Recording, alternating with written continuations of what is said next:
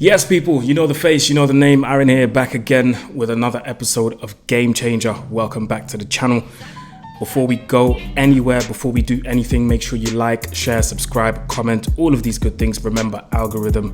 This channel needs to be where it needs to be, and this can only happen if you guys contribute to it. So please like, share, subscribe, comment, all of these good things, and we have a lot to talk about.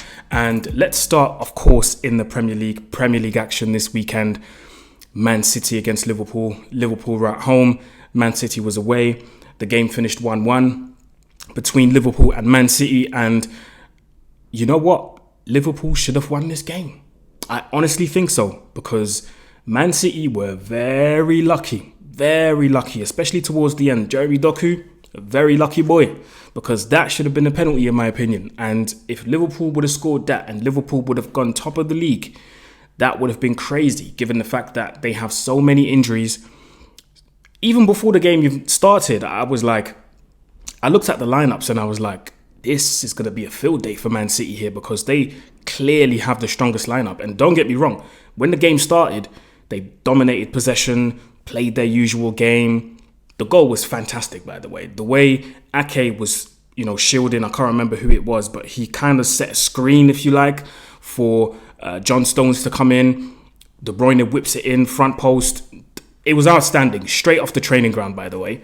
But yeah, after that, I don't know. It felt like Man City were comfortable. It felt like they were okay with just keeping the ball, knocking it around, and they thought that they were going to keep up this pace and Liverpool were just going to chase the ball. But the thing with Liverpool is, I don't know how it happens every time, but their crowd, when they're on it, they're on it. Do you see what I mean? And it looked like the game shifted a little bit. The game shifted a little bit towards the end of the first half. Liverpool's midfield started to click more. They got rewarded with that in the second half with the penalty. McAllister scores. Man City's midfield, apart from Rodri, Man City's midfield got overran. It was crazy, to the point where Kevin De Bruyne had to get hooked off. This rarely happens, but for Kevin De Bruyne to get hooked off, it speaks volumes. For Kevin De Bruyne to get hooked off like that, it speaks volumes. And I don't know why De Bruyne was trying to argue with Pep and the coaching staff, and I don't know why you're trying to argue there, Kevin, because your game was not good. He wasn't good yesterday. Yes, he got the assist, but overall, he wasn't good at all. Yes, you've got to remember that he's coming back from injury, but listen, this is the guy that we've been praising since he came back from injury, etc., etc. But yesterday, it was one of Kevin's poorer performances, if I'm honest. Poorer performances. So I think Pep rightfully took him off. I think he had to come off. He had to come off because he wasn't having a good game. A lot of disappointing performances on Man City's side, apart from De Bruyne. I thought Haaland was really poor. I really thought he was going to relish that battle with with Van Dijk and with Kwanzaa. I really thought he was going to relish that, but he didn't make the most of it, unfortunately. And yeah, when that incident happened with Van Dijk, that 1v1, I thought that was the moment where you could have, made a statement. But yeah. And ultimately also, I think people made it more than what it actually was. I think it was just the fact that we saw both of them against each other. Do you know what I mean? Everybody wanted to see a crazy scene and a crazy outcome. But yeah, I think overall, apart from the incident towards the end, I think it's a pretty fair result. I think both teams, I'm not going to say are happy with the point, but they'll be satisfied with the point. And everything is in Arsenal's hands right now.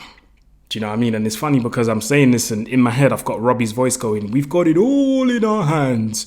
You really do have it all in your hands right now, Arsenal. This league is yours to win it, but it's also yours to lose. If anything happens and you fumble the bag, you will only have yourself to blame.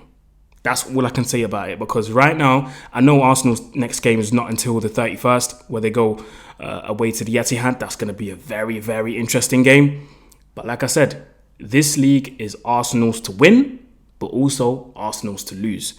Because,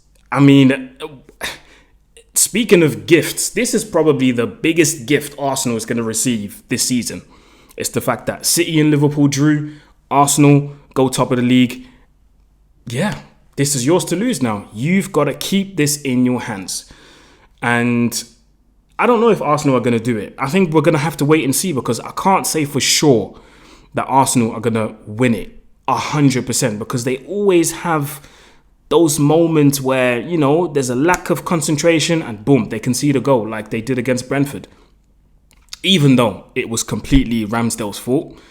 I'm not going to put this on the whole team, because he did have a few options. All he had to do was pick one. I mean, it's not that hard. I'm not a goalkeeper. I'm not a goalkeeping specialist, but come on, man. It's not rocket science, isn't it? So, yeah, Arsenal, it's all in your hands. So, yeah, let me know what you think in the comments below. Moving on, Manchester United have won 2-0 against Everton. Of course, on paper, this is going to look like a good win. But we all know in reality what it looks like when you watch Manchester United. It's almost become like a chore rather than, you know, watching it with pleasure. I can't sit here and tell you guys that I've enjoyed watching this Manchester United game, because I haven't. This wasn't nice to see. You know, it really wasn't nice to see, but I don't think I'm going to sit here and repeat myself too much. I think you guys know exactly what the deal is. I still think towards the end of the season, Ineos will make the choice to part ways with Ten Hag, and I think someone else will come in, whether people like this or not. I honestly think this is what they're going to do, because this can't carry on. People still talking about qualifying for top 4. I don't want to qualify for top 4, because I do not want to get embarrassed again like we did this season. I am tired of hearing excuses for this manager. People are saying he doesn't have his players. Well, guess what? Even when we did have all of our players, we still looked needy. People are talking about the process. People are comparing him to Arteta. Don't think that's the best way or the best manager you can compare him with, because even when Arsenal were in the dumps, you could still see what Arteta was trying to do. You could still see he wanted to play the way they're playing today. You could still see it. Maybe in the beginning he lacked the players, yes, but ultimately it worked out. I don't think people understand that when there's a process, there has to be progress. We're not progressing. We are going backwards. So all of these things are kind of weird to me when I hear people talk about keeping the manager. And now there are reports saying that the manager is waiting to see whether he's going to get assurances. And if he doesn't, he's going to leave or step down. The absolute audacity. I'm trying to say this with the utmost respect, yeah? The audacity, the nerve of you to come out and say or think that you need assurances. We gave you full control over all the signings. You decide whether a player goes, stays, goes out on loan, comes back from loan. You decide everything.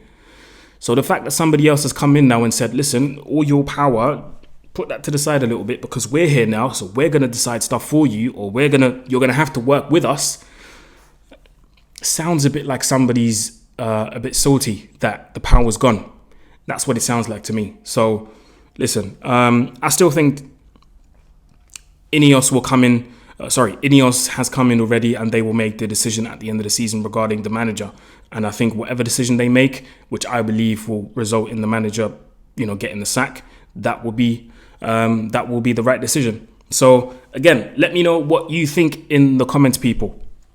Let's go abroad, people. Let's go to the Bundesliga, where Bayer Leverkusen has won yet another game unbeaten. I think it's something like 36 now, which is absolutely ridiculous. Midweek last week, it looked like they were going to lose the game against Karabag away. Somehow they miraculously managed to come back and make it 2-2.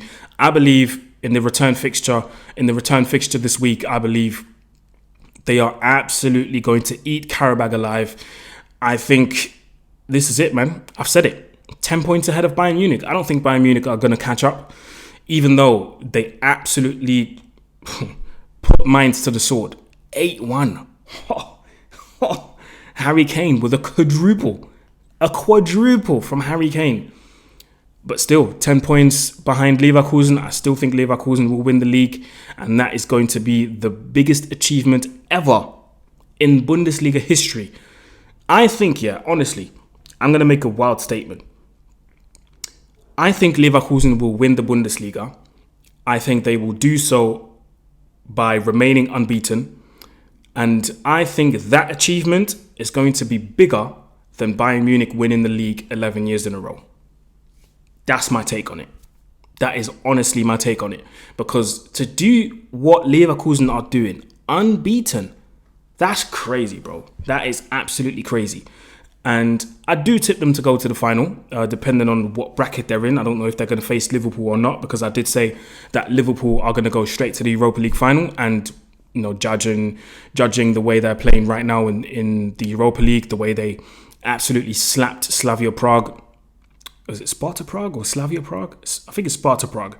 The way they slapped Prague, they're going straight to the final, mate. And unless they're meeting Leverkusen somewhere in the semis or quarters or something, it is the quarters. In the semis, I don't think there's anybody that's going to stop them. So, I can see a Leverkusen-Liverpool final, definitely.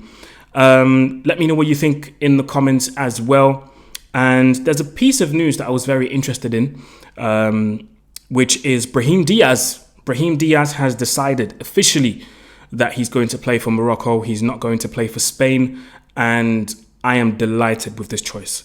I did sit here and tell you guys that this AFCON that just passed is going to open a lot of players' eyes. A lot of young players' eyes are going to think. They're going to sit down and think, hold on. Is it really worth going to play for a European country and take the risk of only having 5 call-ups, let's say? Or take the risk of having less than 10 call-ups and never being called up again? No. Let me go back to the motherland. Let me go where I'm celebrated. Let me go somewhere where I know I'm going to be welcomed with open arms. People are going to respect me. People are actually going to want me for my qualities. I'm going to be there on merit. I think that's a brilliant choice from Brahim Diaz, and I can only applaud him. And I really wish a lot of players look at that and follow that same trend. I really wish for that to happen, man. Brahim Diaz, congratulations. You're going to play for Morocco. And this comes at a perfect time because the AFCON next year is going to be in Morocco. So that's another incentive to go and play for your motherland. And who knows, maybe you win it. Because with him in the team, Jesus Christ, man. Lord knows what these guys can do. Even though their AFCON this year was poor, I believe next year they're going to be on fire. And there's another incentive, the World Cup 2026. I believe Morocco is going to qualify for it, especially now that Africa's got more slots. Definitely. So congratulations to Brahim Diaz, man. That's a brilliant move, man. Brilliant move. So guys, let me know what you think in the comments below. Let me know what you think about everything that I've touched on. Does it make sense? Does it not make sense? Let me know in the comment section below. Remember to like, share, subscribe, comment, all of these good things. And I'll see you next week back in the studio with Mr. DIBA. Still follow him though. Links in the description below. And guys, I will see you next week. God bless. Have a good day. Peace.